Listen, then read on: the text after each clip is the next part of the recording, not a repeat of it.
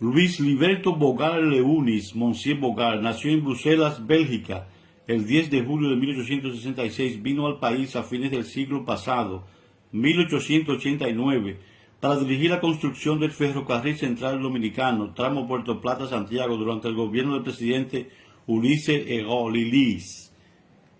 Obra que se construyó entre el 14 de diciembre de 1890 y el 16 de agosto de 1897, cuando se inauguró.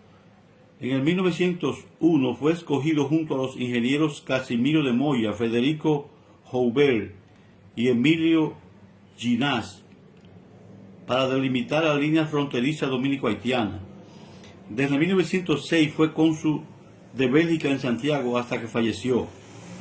En el 1918 se radicó en Mao, fundando una prestigiosa empresa agrícola llamada Finca Bogar, la cual a su muerte en 1935 se convirtió en una compañía por acciones que se llamó LL Bogar C por A, que producía el arroz Molino 94 y donde trabajaban aproximadamente 3.000 obreros en las diferentes labores agropecuarias. Toda la estructura socioeconómica de Mao cambió después de instalada la familia Bogar, cuya mayor incidencia estuvo en el renglón agrícola. A partir de ahí se genera una transformación en la agricultura de la zona, ya que dicha empresa compró grandes cantidades de tierra a bajos precios, produciéndose entonces dos fenómenos: una descampesinización por pérdida de la propiedad agrícola y el nacimiento de un semiproletariado agrícola en gran escala. Entonces se inicia la modernización de la agricultura con sus ingentes aportes. En la medida en que la hacienda Bogar se iba desarrollando en términos de modernización de los medios de producción, se iba requiriendo de un mayor desarrollo de las fuerzas productivas. Este fenómeno hizo que grandes masas de campesinos de toda la zona emigraran a Mao en busca de trabajo, ya que su escasa población de 1.442 habitantes para 1920, según el censo publicado por la Dirección General de Estadísticas, no cubría las necesidades de la empresa Bogar. Aparte de que los habitantes de Mao en un principio se resistieron a trabajar con la empresa, llamando finqueros a los que trabajaban para ella. En sus inicios la mano de obra haitiana fue la más integrada a las labranzas agrícolas, pero luego el elemento criollo pasó a involucrarse, pues no tenía tierra y debía aprovechar la oferta de la hacienda para devengar un salario. Con la llegada a Trujillo en 1930 se dinamizó el proceso de desarrollo de cultivo de arroz iniciado en Mao en los años posteriores a la Primera Guerra Mundial con la llegada del ingeniero Luis Bogar. Se variaron las técnicas de cultivo de arroz del método llamado secano al sistema de regadío. Además, influyeron las distintas variedades que se introdujeron como toñobrea, canilla, nadelia, etc., ya que las cosechas fueran más productivas, de modo que se dejó de importar arroz en el 1935 a raíz de la hiperproducción maeña y las medidas proteccionistas que apoyó Trujillo. El incremento de la producción arrocera requirió de una amplia mano de obra, especialmente en tiempos de cosecha, y según informaciones recopiladas entre empleados de la hacienda Bogar, hubo zafras en las que se tuvo que buscar mano de obra de Montecristi, Dajabón, Santiago Rodríguez y otros pueblos de la zona, llegando algunas veces a alcanzar la cantidad de 1.500 trabajadores que no eran fijos en la compañía.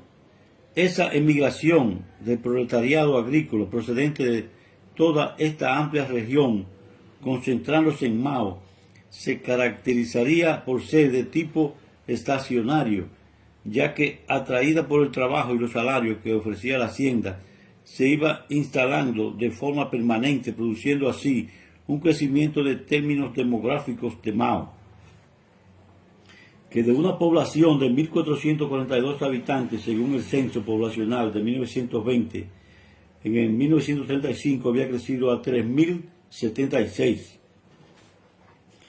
reflejándose una tasa de crecimiento anual de 1054%. 15 años después, para 1950, la población había crecido hasta 19.462 habitantes, algo más que 5 veces la población de 1935. Esta familia, encabezada por Monsieur Bogart, fue la que en 1919 sembró por vez primera en el país el cultivo de arroz por regadío, al construir el canal que lleva su nombre, el cual fue terminado a finales de 1918. Su hijo, Alberto Bogart, fue quien estuvo al frente de las tierras, unas 40.000 tareas sembradas en diferentes rubros, principalmente arroz, frutos menores y ganadería. Esta empresa expendía artículos comestibles a sus obreros, que para la época devengaban un sueldo de 1.10 al día. El ingeniero Bogart construyó el Palacio Consistorial de Santiago, la glorieta victoriana del Parque de Puerto Plata, la carretera de Jacagua a Santiago. Trajo al país en 1925 desde la Guyana holandesa, Surinam, el conocido sapo Bogart, espécimen importado con la intención de diezmar las plagas de insectos que afectaban las cosechas. Casó con doña Dolores Román Grullón, Lolita, especie de Evita Perón Maeña, caracterizada por su bondad, filantropía, humanitarismo y sencillez. Luego siguió ese encomiable ejemplo su nueva doña Jena Román, benemérita esposa de don Alberto Bogart, y esas dos nobles damas constituyeron un binomio de la más rancia estirpe de la bondad y el bien que ha conocido Mao en toda su historia. Falleció en Mao el 26 de marzo de 1935. El presidente Rafael Leonidas Trujillo designó por decreto número 5949 de fecha 28 de septiembre de 1949 el Hospital Público de Mao con su nombre. Producción de cacao en el Cibao según el movimiento de exportación de Sánchez, Samaná y Puerto Plata. Mención honorífica: Luis Bogart. El señor don Luis Bogart, ingeniero belga, se estableció desde hace 10 años en Loma de Jacagua, provincia de Santiago de los Caballeros, desde donde plantó una gran finca de café que puede llamarse modelo. También, y en estado de producción, muchos miles de matas de cacao.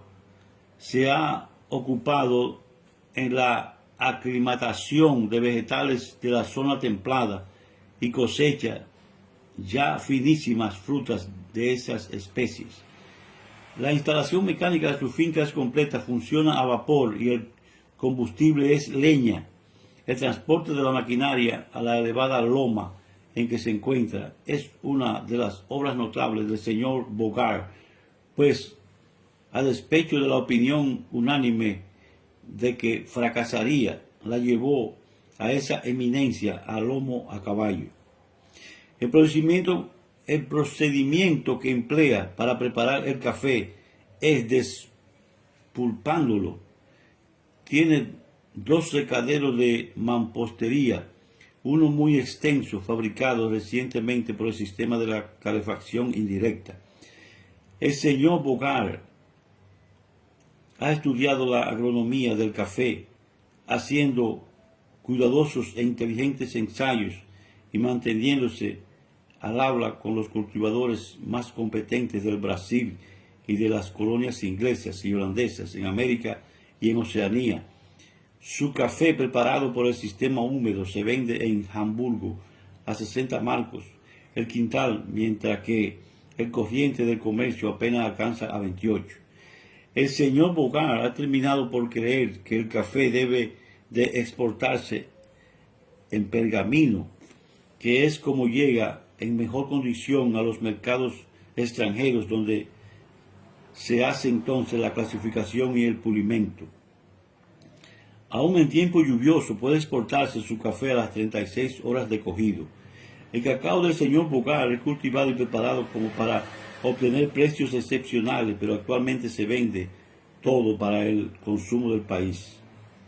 La semilla que ha plantado el señor Bogart la descubrió por casualidad en Pontón La Vega, donde encontró unas 20 matas de cacao híbrido, de morado trinitario y amarillo criollo venezolano, cuyo producto tiene las cualidades de precocidad y excelencia que se encuentran repartidas en las dos especies. El señor Bogart practica también el sistema intensivo. La finca dispone de un pequeño aserradero y un taller de reparaciones.